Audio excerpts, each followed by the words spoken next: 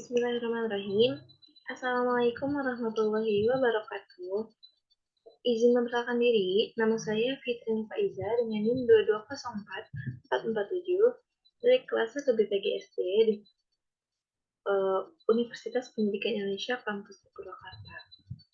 Di sini saya akan memaparkan materi yaitu landasan ilmiah dari mata kuliah landasan pendidikan yang diampu oleh Ibu Primanita Solihah, MPD. Selanjutnya, saya akan memulai materi yang akan saya sampaikan ya teman-teman semua. Ya, baik. Di sini saya akan menjelaskan dari landasan ilmiah. Landasan ilmiah itu apa sih? Nah, landasan ilmiah itu kan berasal dari dua kata ya teman-teman semua, yaitu dari kata landasan dan juga ilmiah. Landasan itu berasal dari asal katanya itu dari landas. Landas itu memiliki arti atau landasan itu memiliki arti sebagai alas, bantalan, dasar, tumpuan, pijakan, dan lain sebagainya. Jadi landasan itu intinya itu dari sebagai dasar gitu. Selanjutnya ilmiah. Dari ilmiah ini sendiri, menurut KBBI, bersifat ilmu, bisa juga secara ilmu pengetahuan, atau ilmiah itu bisa juga disebut dengan memenuhi syarat atau kaidah ilmu pengetahuan, bisa juga penerbitan majalah, lalu berkembang dengan pesat, populer, bersifat ilmu, tetapi menggunakan bahasa umum sehingga mudah dipahami oleh masyarakat awam. Jadi ilmiah ini memang cakupan maknanya banyak banget ya teman-teman semua.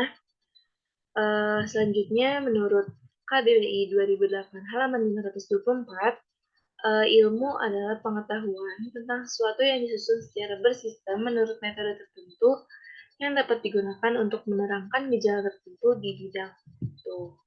Jadi ilmu itu merupakan pengetahuan yang telah dibuktikan secara ilmiah. Kalau dinanya ilmiah itu apa? Kembali lagi ke yang penjelasan awal itu. Jadi sesuatu yang bersifat ilmu intinya seperti itu. Selanjutnya, makna dari landasan ilmiah itu apa sih teman-teman semua? Jadi makna dari landasan ilmiah itu bisa disebut juga dengan landasan teori ya teman-teman semua. Jadi landasan ilmiah itu merupakan suatu landasan teori yang digunakan untuk mengkaji dan mempelajari berbagai ilmu yang berhubungan langsung dengan pendidikan dari segala bidang yang menyelimutinya. Pun ilmu itu kan banyak banget. Itu tuh dikaji dan meliputi segala bidang di dalam pendidiknya. Landasan ilmiah pendidikan itu apa sih? Jadi landasan ilmiah pendidikan itu asumsi-asumsi atau pendapat yang bersumber dari disiplin ilmu tertentu yang dijadikan titik tolak dalam pendidikan. Perkembangan iptek sebagai landasan ilmiah yaitu salah satu hasil pemikiran manusia untuk mencapai kehidupan yang lebih baik yang dimulai pada permulaan kehidupan manusia. Nih, selanjutnya itu ada sesuatu yang dapat disebut dengan ilmu. Apa aja sih? Jadi yang saya dapatkan itu ada 4. Yang pertama, objektif. Jadi sesuatu yang didapatkan atau suatu ilmu itu harus memiliki objek kajian yang terdiri dari golongan masalahnya teman-teman. Jadi terdapat kebenaran yang objektif bukan subjektif berdasarkan subjek peneliti. Jadi maksudnya itu kita dalam meneliti atau mendapatkan suatu ilmu, kita itu tidak boleh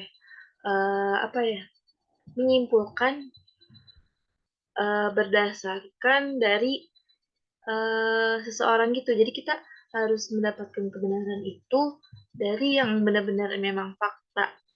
Selanjutnya ada metodis. Nah, metodis ini merupakan upaya untuk meminimalisasi kemungkinan terjadinya penyimpangan dalam mencari kebenaran.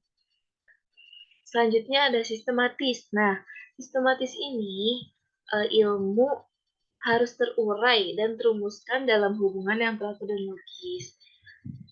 Jadi tuh maksudnya ilmu itu harus, apa ya, harus dapat ter apa ya, masuk ke dalam logika gitu. Ilmu itu harus teratur dan logis, jadi mudah dipahami oleh orang banyak. Jadi, orang tuh tidak bingung. Sehingga sistematis ini mampu menjelaskan sebab akibat menyangkut objeknya. Selanjutnya ada universal. Nah, universal ini, pasti semua pada tahu kan maknanya itu maksudnya kan umum. Jadi universal ini merupakan kebenaran yang dicapai, merupakan kebenaran umum atau tidak bersifat khusus. Nah, selanjutnya dari dasar-dasar pendidikan, edisi pertama menurut Tri Tirta Harja pada tahun 2005 menyatakan bahwa ilmu pendidikan serta ilmu pengetahuan dan teknologi memiliki kaitan yang sangat erat. Pendidikan berperan penting dalam pewarisan iptek ya teman-teman semua. Jadi pada sisi lain, pada setiap perkembangan iptek harus sering diakomodasi oleh pendidik, yakni segera memasukkan hasil iptek ke dalam bahan pembelajaran.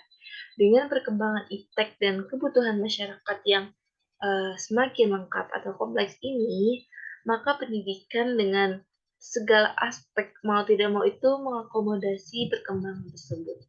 Kecenderungan perkembangan global akibat iptek menimbulkan dua aplikasi antara positif dan negatif, bergantung kepada yang menggunakannya. Alasan ilmiah teknologi pendidikan ini merupakan cabang ilmu yang memiliki objek forma belajar manusia baik secara pribadi maupun secara kelompok yang memiliki pola pendekatan isomeristik, sistematik, dan sistemik. Jadi sebelum itu kita akan membahas satu persatu yaitu dari isomeristik. Isomeristik itu apa sih? Isomeristik itu merupakan pendekatan yang menggabungkan berbagai unsur yang saling berkaitan dan membentuk satu kesatuan yang lebih bermakna. Selanjutnya yaitu sistematik. Sistematik itu apa sih? Sistematik ini dilakukan secara teratur dan menggunakan pola tertentu dan runtut. Jadi segala polanya itu berdasarkan urutan ya teman-teman semua. Selanjutnya ada sistemik. Sistemik itu apa? Sistemik itu dilakukan secara menyeluruh, holistik atau komprehensif. Nah, landasan ilmiah yang menunjang keberadaan teknologi pendidikan beserta bidang penelitiannya menurut Niarso tahun 2009. Yang pertama itu ada menurut Al-Lumsidain pada tahun 1964. Teknologi pendidikan ini merupakan aplikasi dari ilmu dan sains. Jadi yang pertama itu ada contoh ilmunya itu ada ilmu fisika, terus ada rekayasa mekanik, optik, elektronik, selanjutnya ada teknologi komunikasi dan telekomunikasi, selanjutnya ada ilmu perilaku, lalu ada ilmu komunikasi, dan kemudian ada ilmu ekonomi. Yang kedua itu ada menurut Robert Morgan pada tahun 1978. Robert Morgan ini berpendapat ada tiga disiplin utama yang menjadi fondasi teknologi pendidikan, yaitu ilmu perilaku, ada ilmu komunikasi, lalu ada ilmu manajemen. Selanjutnya ada Donald PLI pada tahun 1983. Menurut Donald PLI ini, bidang terapannya menjadi suatu prinsip, prosedur, dan keterampilan. Disiplin ini memberikan kontribusi yakni yang pertama ada basic contributing discipline, yang disiplin ilmunya itu di dalamnya ada komunikasi, psikologi, evaluasi, dan manajemen. Yang kedua ada relate contributing field, jadi di dalamnya itu terdapat psikologi posesi, psikologi kognisi, psikologi sosial, media, sistem, dan penilaian kebutuhan. Sekian dari saya, kurang lebihnya mohon maaf. Wassalamualaikum warahmatullahi wabarakatuh.